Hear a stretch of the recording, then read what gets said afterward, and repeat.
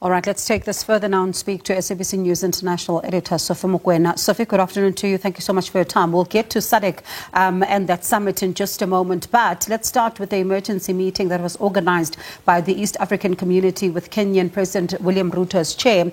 And we've seen that the DRC President Felix Tshisekedi was vowing that he would potentially skip that particular meeting. Did it happen? The meeting did happen. It was virtual, and indeed, President Felix Tshisekedi was not available. He indicated that he had a meeting and therefore he didn't participate.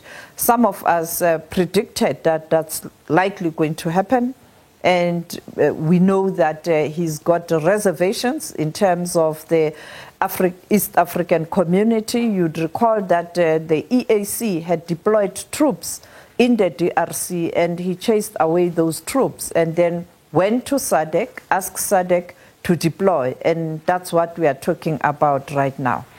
So what does it mean then for the peace process, particularly when it comes to the Kenyan aspect of that particular effort to try and quell the tensions in the DRC?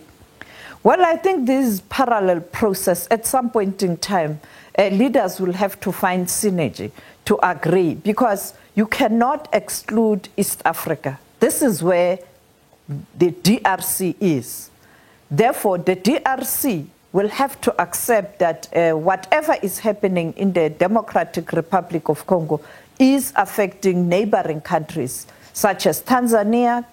Tanzania is part of the EAC, Uganda, Rwanda. Those countries are part of the EAC.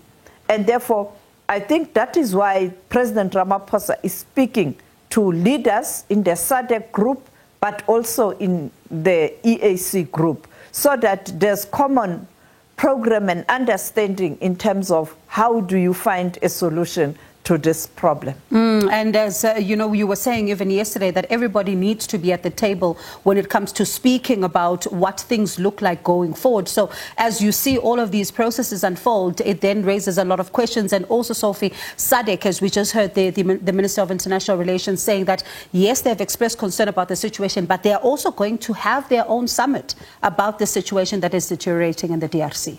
Yes, I will not be surprised when Felix Tshisekedi is attending the meeting, because he's more comfortable with SADC, because he was able to convince SADC to deploy troops when the EAC peacekeeping troops were told to leave the DRC. And therefore, he really needs this group, that is the SADC group, to continue to support him. And that's what they've been doing all along since that agreement was signed.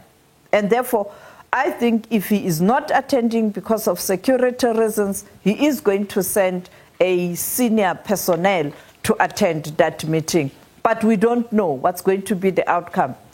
I think the communique will indicate calls for cessation of hostilities, calls for Rwanda not to continue to back the M23 rebel, a very contentious issue in terms of the response from Rwanda on this issue. And they will also ask for humanitarian pause so that you can be able to help the ordinary citizens. And I think we'll also get an indication what's going to happen to this deployment. Will they pull out? Will they continue to be in the DRC? As you had the minister there, I also spoke to people in the DRC and also in Rwanda.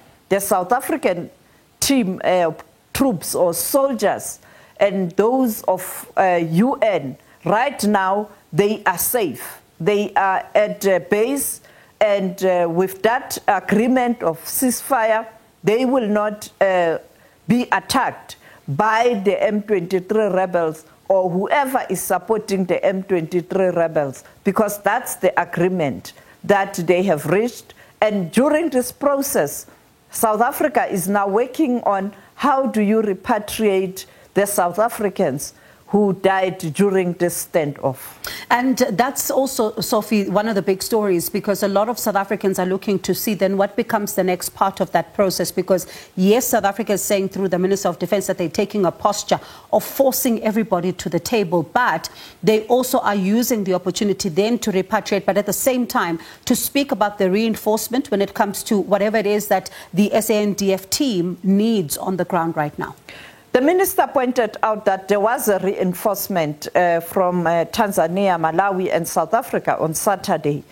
I think what is critical now, it is how do you bring the South Africans who have been killed in the DRC back home so that the families can have a better sense of what transpired. And I think that's the priority right now. While the president, in his capacity as a head of state in the region, but also a commander-in-chief of the South African Defence Force, will engage his counterparts, not only in relation to what South Africa wants in terms of all the needs of their forces in the DRC, but also a lasting solution to this protracted conflict.